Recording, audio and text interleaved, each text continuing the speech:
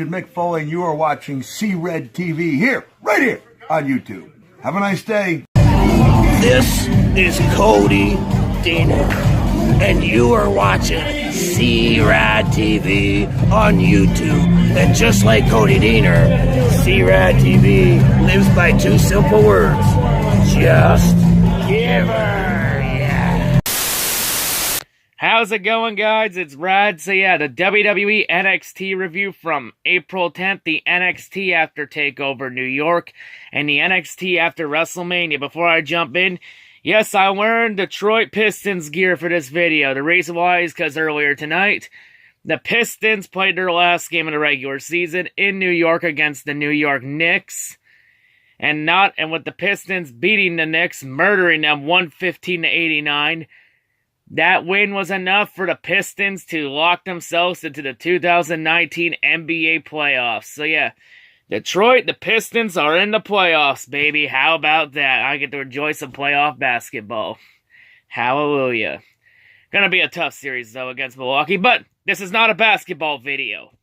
See, I got the gear on, but yeah, this is a WWE video, of course, so let's go. Let's just stay on topic here, and let's jump right into the NXT review. So let's start off. So NXT, we start off with a one-on-one women's match. We have Candice LeRae versus Aaliyah.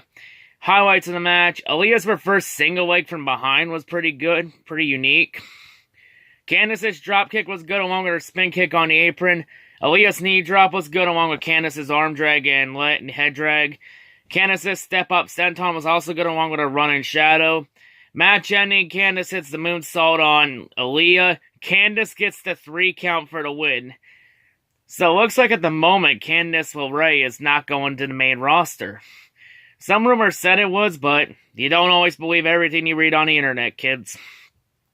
And oh, by the way, NXT has a new theme song. The theme is by Slipknot, and it's called All Out Life. It's a heavy metal song.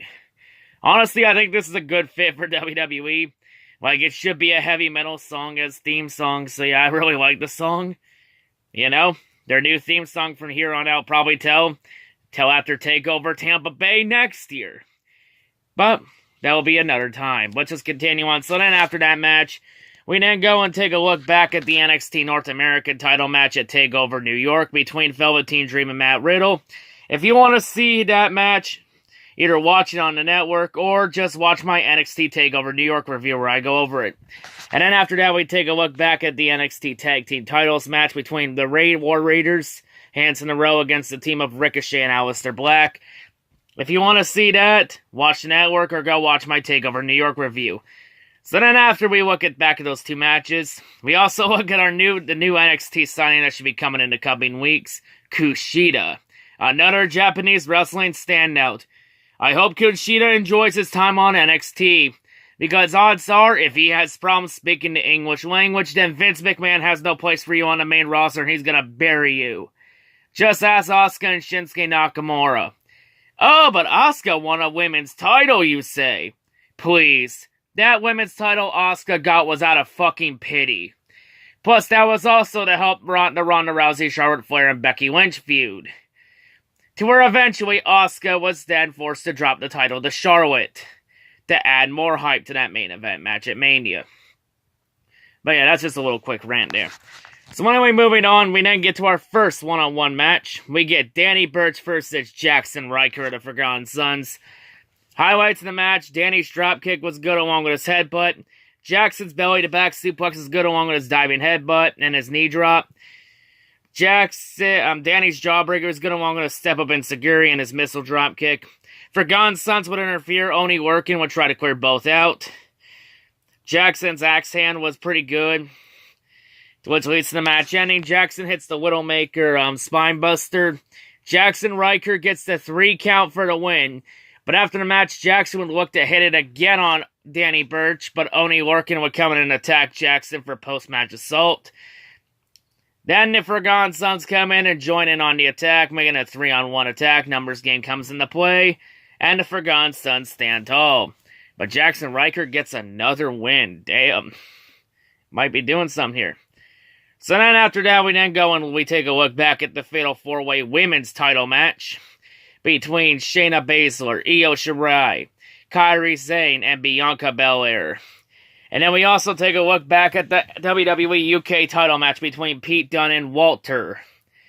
Of course, for all these matches, if you want to know how they went out, just watch the NXT TakeOver New York review I did a couple days ago to find out more.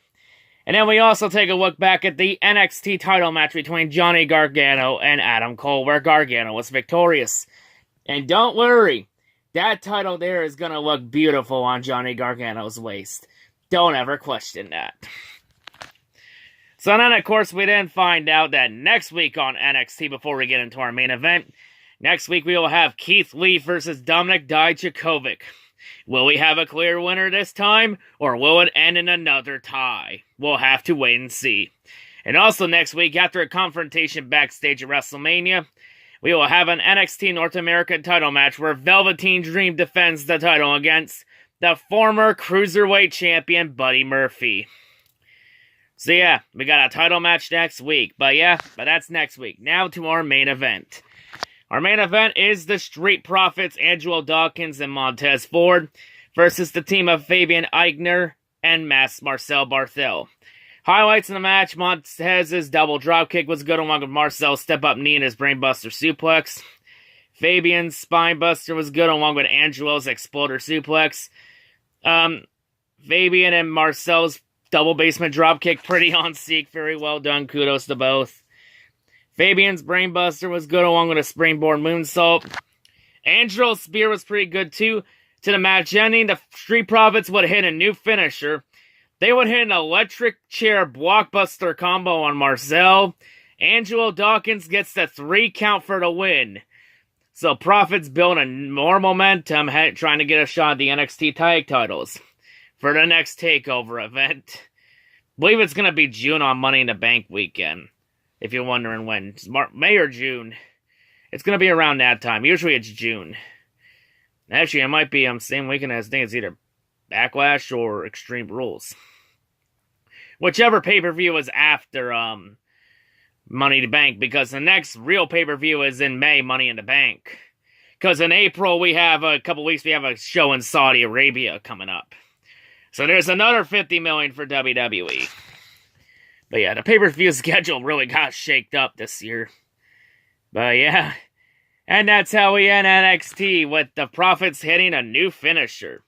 We'll probably see more of this in the future. And yeah, that's how we end NXT. This episode still had 12 minutes or spare. So easily, they could have had one more match. But, it is what it is. But yeah, overall, it was a mess show, It's just NXT after. It's not that long of an episode. They usually can't make sure everybody gets rest. So yeah, this is just a short review. So overall, 5 out of 10, my final rating. It was pretty meh. But next week we'll be back to normal. But yeah, that's all I gotta say for this short review of NXT. Hope everyone has a great day. Peace out and go Pistons.